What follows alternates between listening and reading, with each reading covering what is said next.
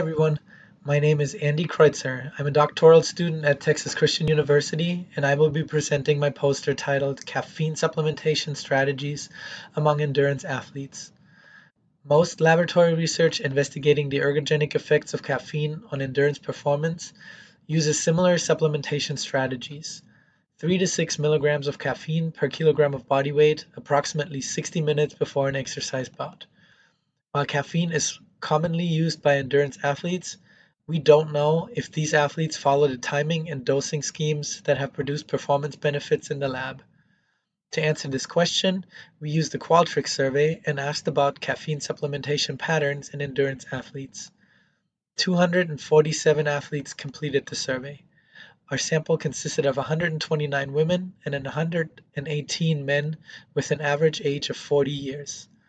It included 11 professional athletes, 67 current or former collegiate athletes, and 169 recreational athletes. Most of our participants were white, college educated, with a household income of over $100,000. The three most represented sports were running, triathlon, and cycling. Most athletes reported training between 5 and 20 hours a week. While over 80% of participants reported habitual caffeine intake, only 23.5 used caffeine supplements.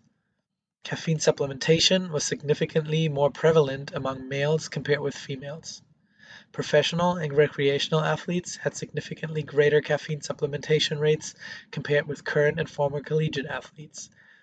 There was no difference in prevalence of caffeine use when comparing runners, triathletes, and cyclists.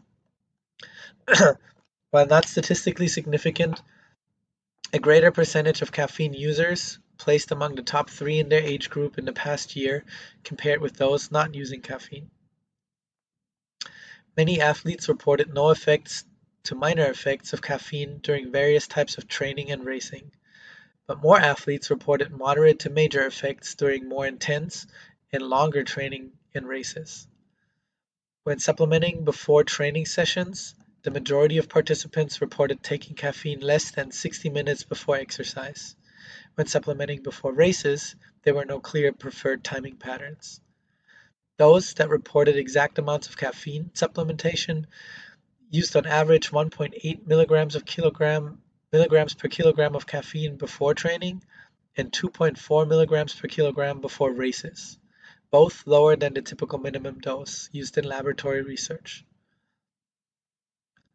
When looking at the apparently low percentage of collegiate athletes reporting caffeine supplementation, it is important to note that there is some research suggesting that collegiate athletes tend to be afraid to report any supplement use. This could be due to personal fear of violating NCAA guidelines or recommendations by team staff to not talk about supplement use at all.